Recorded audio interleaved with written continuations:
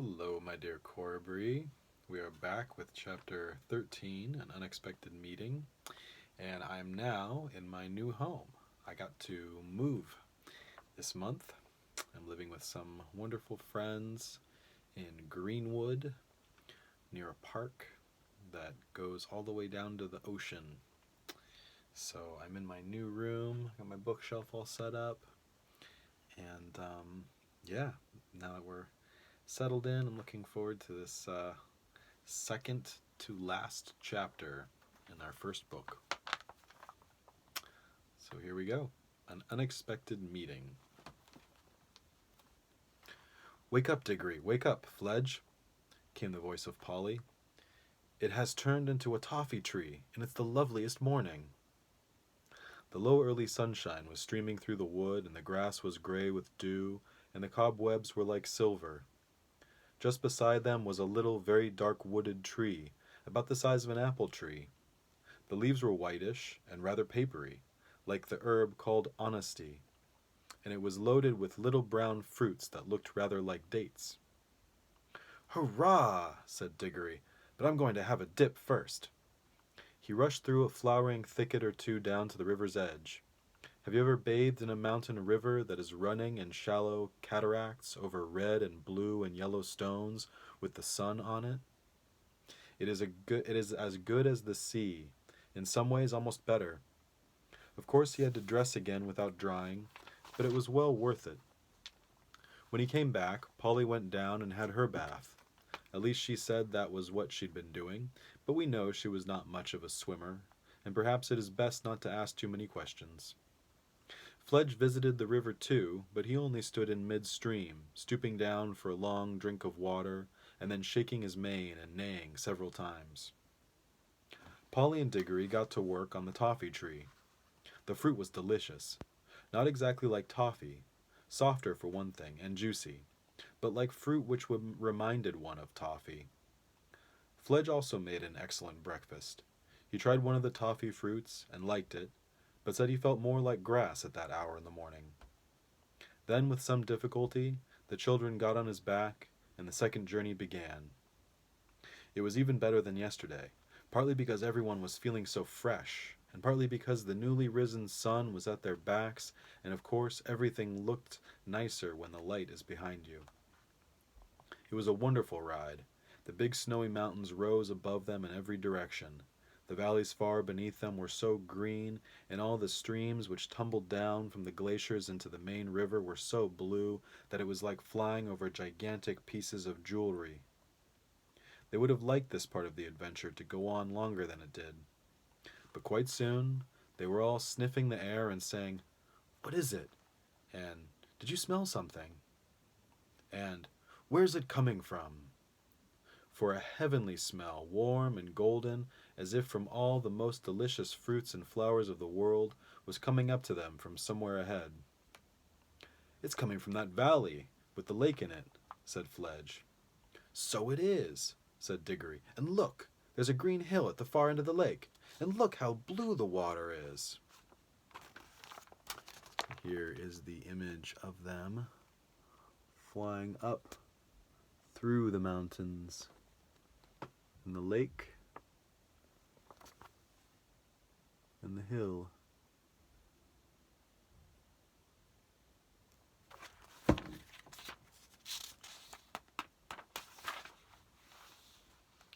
"It must be the place," said all three. Fledge came lower and lower in wide circles. The icy peaks rose up higher and higher above. The air came up warmer and sweeter every moment, so sweet that it almost brought the tears to your eyes. Fledge was now gliding with his great wings spread out motionless on each side, and his hoofs pawing for the ground. The steep green hill was rushing toward them. A moment later he alighted on its slope, a little awkwardly. The children rolled off, fell without hurting themselves on the warm, fine grass, and stood up panting a little.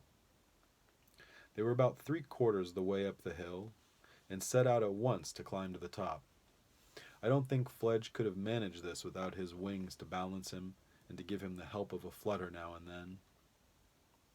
All round the very top of the hill ran a high wall of green turf. Inside the wall, trees were growing. Their branches hung out over the wall. Their leaves showed not only green, but also blue and silver when the wind stirred them. When the travelers reached the top, they walked nearly all the way round it outside the green wall before they found the gates. High gates of gold, fast shut, facing due east. Up till now, I think Fledge and Polly had had the idea that they would go in with Diggory, but they thought so no longer. You never saw a place which was so obviously private. You could see at a glance that it belonged to someone else. Only a fool would dream of going in unless they had been sent there on some very special business. Diggory himself understood at once that the others wouldn't and couldn't come in with him. He went forward to the gates alone. When he had come close up to them, he saw words written on the gold, with silver letters, something like this: "Come in by the gold gates, or not at all. Take off my fruit for others, or forbear. For those who steal, or those who climb my wall, shall find their heart's desire, and find despair." "Take all my fruit for others," said Diggory to himself. "Well, that's what I'm going to do. It means I mustn't eat any myself, I suppose. I don't know what all that jaw on the last line is about. Come in by the gold gates. Well, who'd want to climb a wall if he could get in by a gate? But how do the gates open?" He laid his hand on them, and instantly they swung apart, opening inward, turning on their hinges without the least noise. Now that he could see into the place, it looked more private than ever. He went in very solemnly, looking about him. Everything was very quiet inside. Even the fountain which rose near the middle of the garden made only the faintest sound. The lovely smell was all round him. It was a happy place, but very serious. He knew which was the right tree at once, partly because it stood in the very center, and partly because the great silver apples with which it was loaded shone so and cast a light of their own down on the shadowy places where the sunlight did not reach. He walked straight across to it, picked an apple, and put it in the breast pocket of his Norfolk jacket. But he couldn't help looking at it and smelling it before he put it away. It would have been better if he had not. A terrible thirst and hunger came over him, and a longing to taste that fruit. He put it hastily into his pocket, but there were plenty of others. Could it be wrong to taste one? After all, he thought, the notice on the gate might not have been exactly an order. It might have been only a piece of advice. And who cares about advice? Or even if it were an order, would he be disobeying it by eating an apple? He'd already obeyed the part about taking one for others, quote unquote. While he was thinking of all this, he happened to look up through the branches toward the top of the tree. There on a branch above his head, a wonderful bird was roosting. I say roosting because it seemed almost asleep, perhaps not quite. The tiniest slit of one eye was open. It was larger than an eagle, its breast saffron, its head crested with scarlet, and its tail purple. And here, in black and white, but nonetheless, is that bird.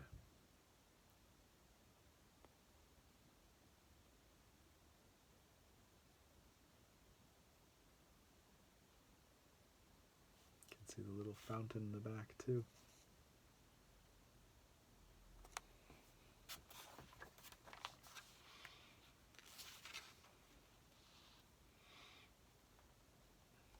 And it just shows, said Diggory afterward when he was telling the story to the others, that you can't be too careful in these magical places. You never know what may be watching you. But I think Diggory would not have taken an apple for himself in any case. Things like... Oh yeah, the bird was watching him.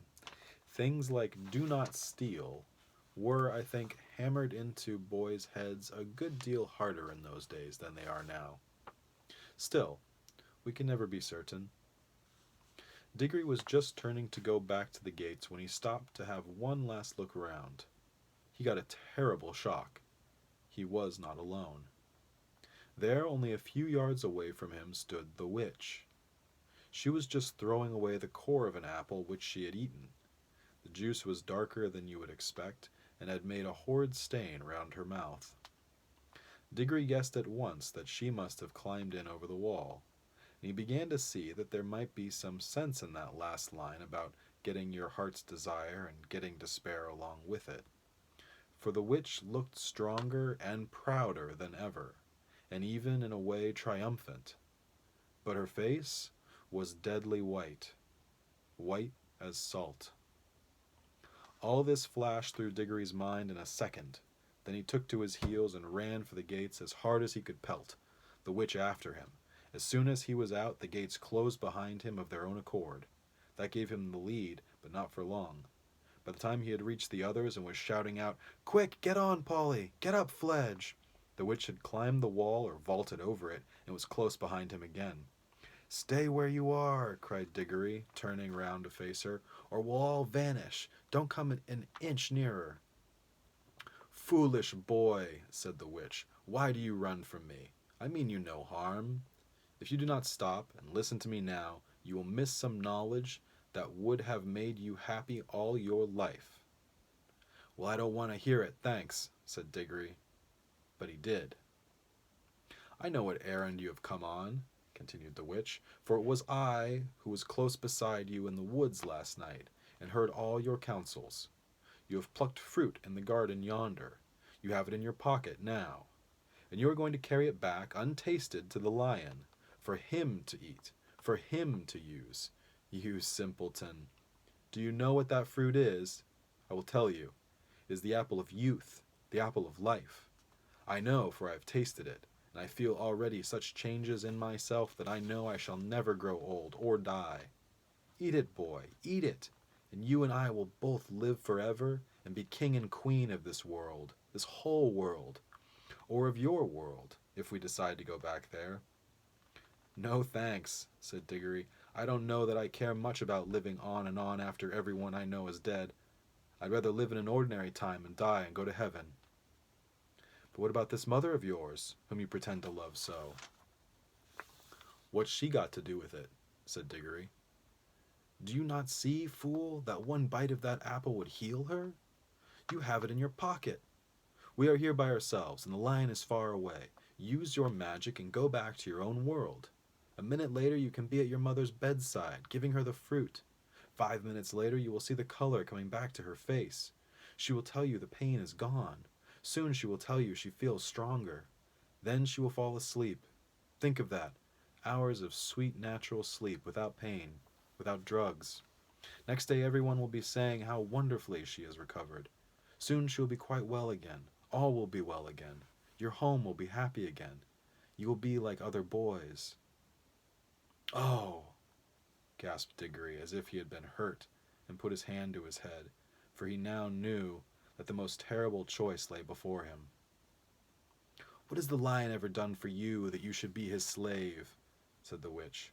"What can he do to you once you are back in your own world? And what would your mother think if she knew that you could have taken her pain away and given her back her life and saved your father's heart from being broken, and that you wouldn't?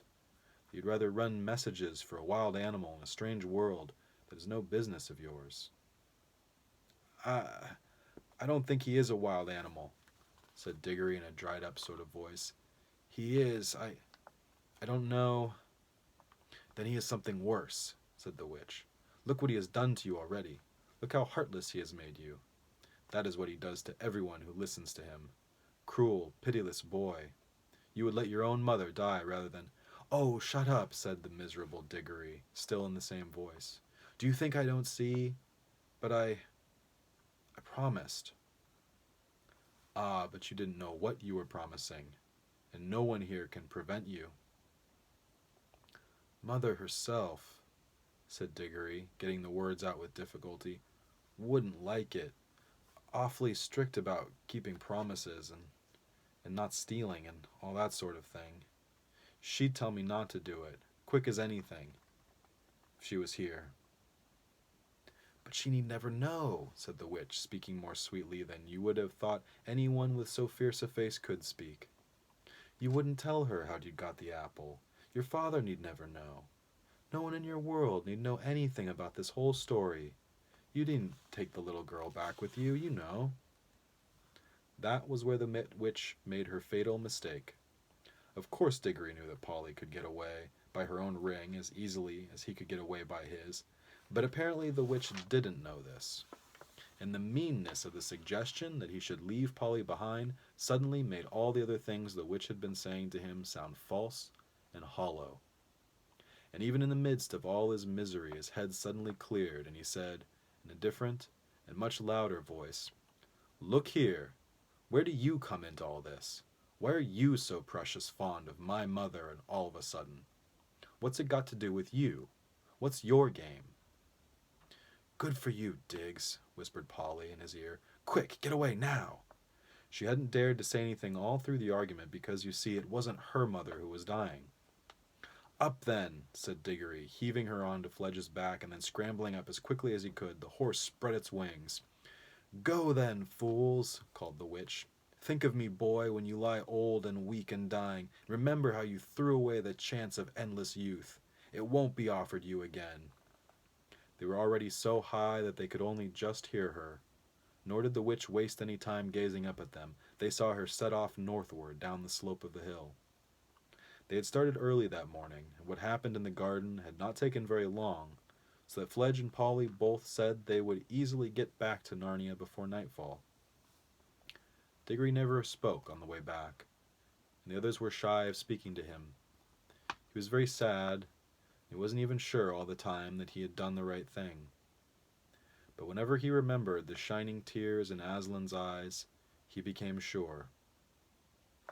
All day Fledge flew steadily with untiring wings, eastward with the river to guide him, through the mountains and over the wild wooded hills, and then over the great waterfall and down to where the woods of Narnia were darkened by the shadow of the mighty cliff, till at last, when the sky was growing red with sunset behind them, he saw a place where many creatures were gathered together by the riverside, and soon he could see Aslan himself in the midst of them.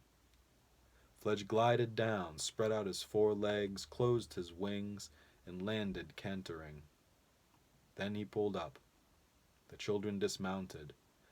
Diggory saw all the animals, dwarves, satyrs, nymphs, and other things drawing back to the left and right to make way for him.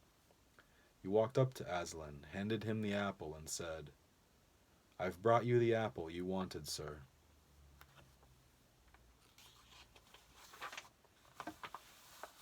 And that concludes chapter 13.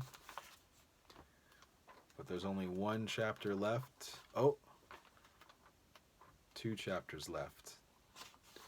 We're getting very close. Page 181. I think I'm going to go on reading, but I'll go ahead and stop this recording now so that they're still broken up into chapters in case you want to listen to them individually. Hope you enjoyed that, and we'll look forward to chapter 14 next, The Planting of the Tree.